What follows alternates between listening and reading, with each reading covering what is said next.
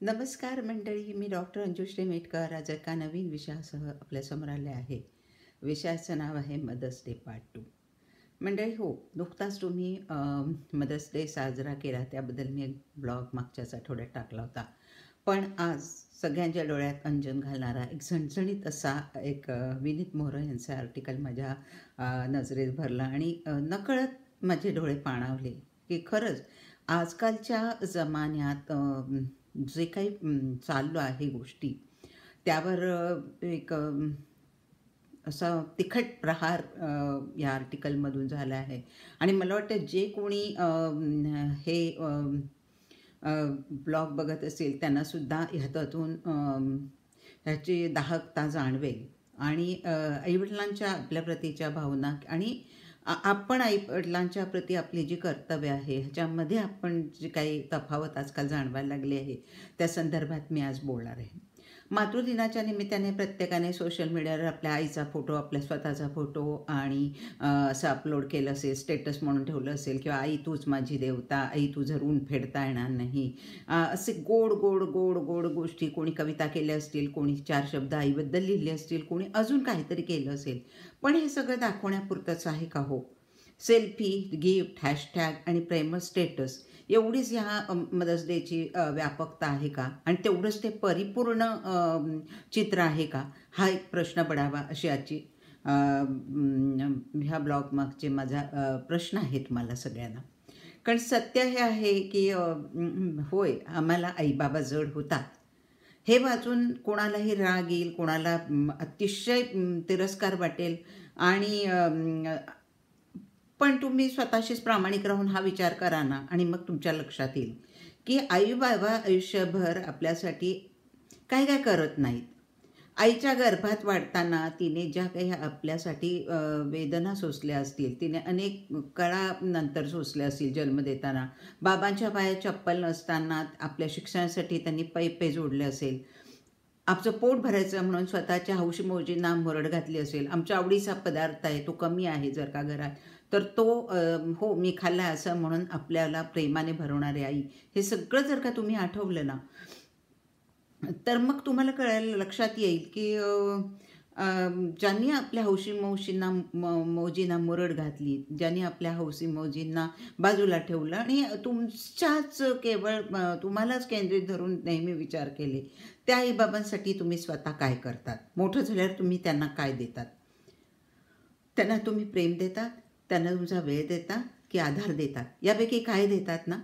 काहीच नाही. वृद्ध काळात एकत्रितपणे असं आईवडिलांना एकटं सोडण्याचा आता आजकाल ट्रेंडच झाला आहे. आता तो जाणून बुजून असेल असं मी म्हणणार नाही. काही मुलं नोकरीनिमित्ताने परदेशात जातात, काही मुलं नोकरीनिमित्ताने दुसऱ्या शहरात जातात, काही मुलं अनंत कारणं असतात की ज्याच्यामुळे त्यांना आईबाबांपासून दूर राहावं लागतं. पण काही का होईना, पण त्यांना आईबाबांपासून वेगळं राहावं लागतं आणि त्यामुळे हा ट्रेंड झाला आहे असं आपण म्हणू शकतो. आपण आपल्या आईवडिलांना वृद्धापकाळात कोणत्याही विचाराशिवाय जड म्हणून बाजूला सरतो. मग मला सांगा ना की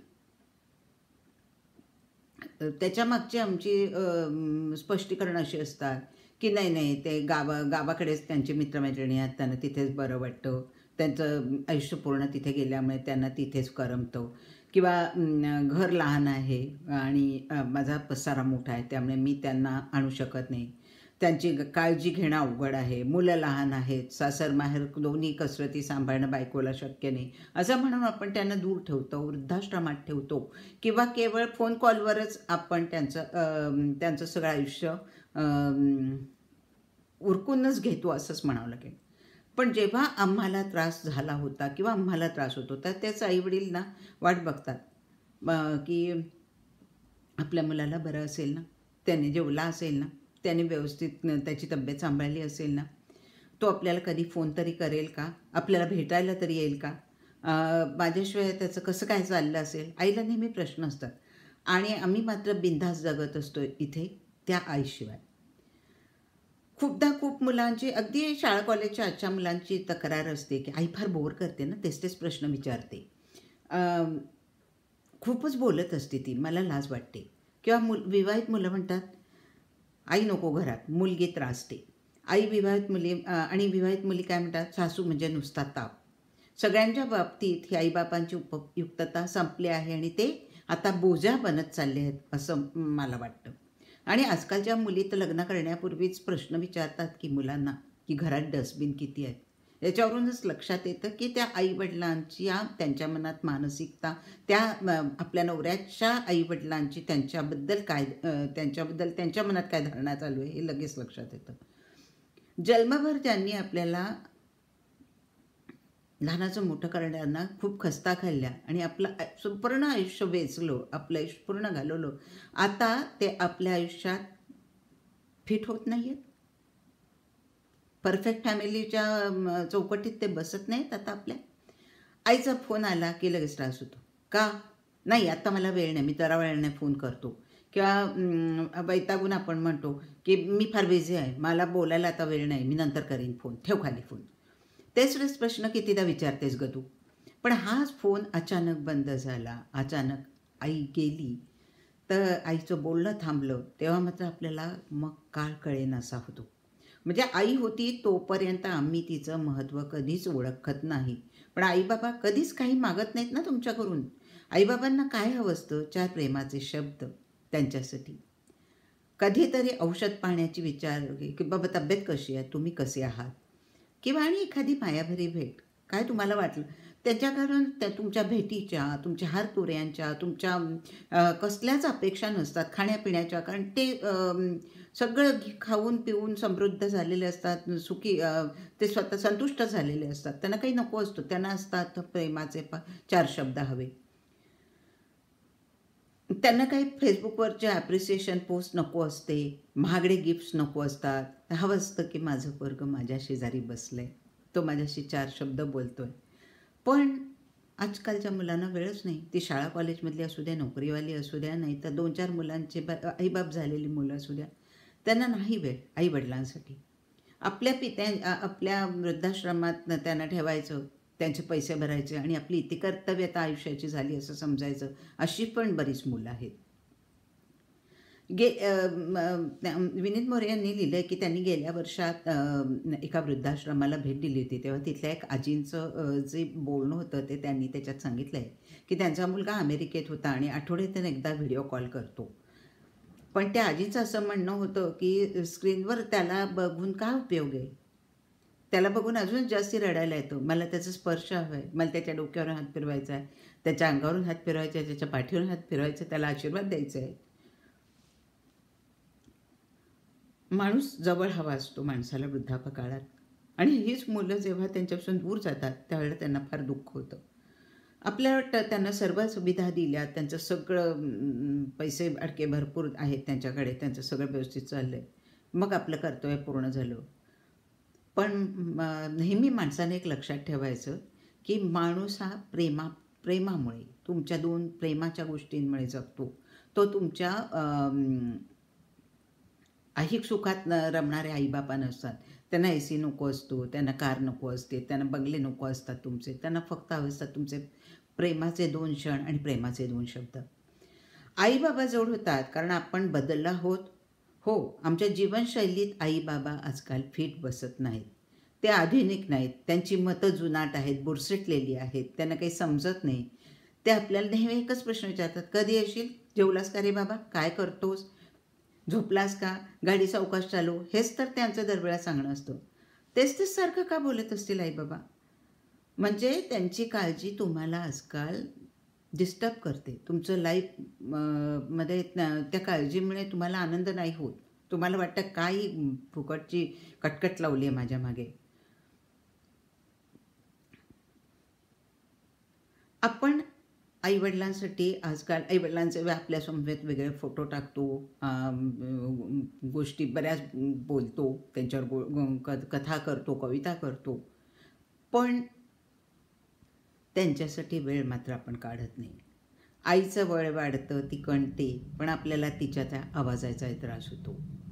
आईने जर का रात्री आपण जर का बरोबर राहत असो, आईने झोपेतून उठवलं, हाक मारली तर आपल्याला राग येतो. पण त्याच आईने आपल्यासाठी, आपलं लहान असताना किती खस्ता घालाय, आपल्यासाठी आपण जर शुशू केली तर आपली आई गादी ओली झाली तर आपली आई आपल्याला कोरड्या जागेवर झोपवते आणि आपण स्वतः ओल्या जागेवर झोपते. किंवा कदाचित आपला आजारी असताना ती आपल्या तळहाताचा पाळणा करते, मुलगा रडतोय म्हणून ती झोपू शकत नाही.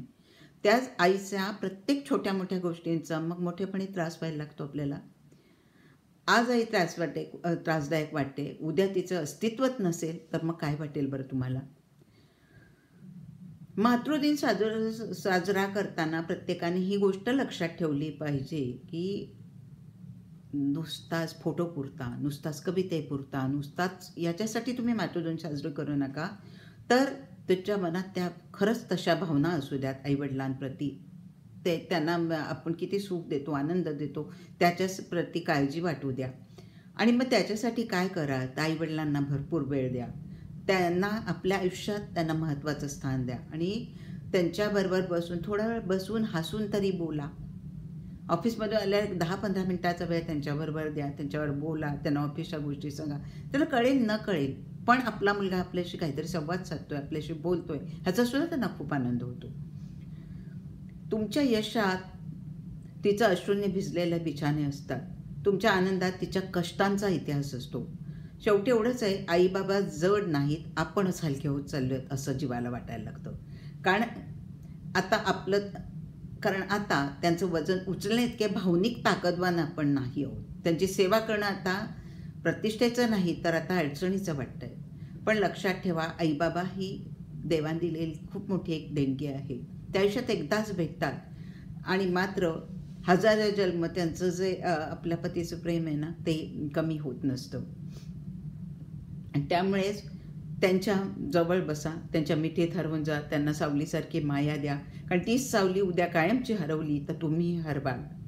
आणि म्हणूनच माझी तुम्हा सगळ्या तरुण मुलांना विनंती आहे की जरूर तुम्ही आपल्या आईवडिलांसाठी वेळ काढा, त्यांच्याबरोबर बोला, त्यांच्याबरोबर बसा, त्यांची सुखदुःख जाणून घ्या, आपली सुखदुःख त्यांना सांगा. त्यांना जमेल तेवढा ते तुमच्या दुःखातून तुम्हाला बाहेर काढण्याचा प्रयत्न करतात. ते नेहमी सांगतात की अरे कुठल्याही परिस्थितीत आम्ही तुझ्या पाठीशी आहे, तू काळजी करू नकोस. आणि हा जो त्यांचा जो मॉरल सपोर्ट असतो ना तोच आयुष्याला आपल्या मोठा आधार असतो आणि हीच कुटुंबाची खूप मोठी एक स्ट्रेंथ असते. आणि म्हणूनच आईबाबांना आपल्या आयुष्यातून वजा करण्याच्या आधी, ते जड होण्याच्या आधी आपलं मन त्यांच्याजवळ हलकं करा, त्यांच्यासमोर बसा आणि बोला आणि त्यांना तुम्हाला आयुष्यात आणून तुम्हाला हे छान जीवन दिल्याचा आनंद त्यांनाही होऊ दे, हीच माझी सगळ्यांना विनंती आहे. तुम्हाला हा विषय कसा वाटला जरूर कळवा आणि माझं चॅनल सबस्क्राईब केलं नसेल तर ते जरूर करा आणि बेल आयकॉन दाबा. नमस्कार.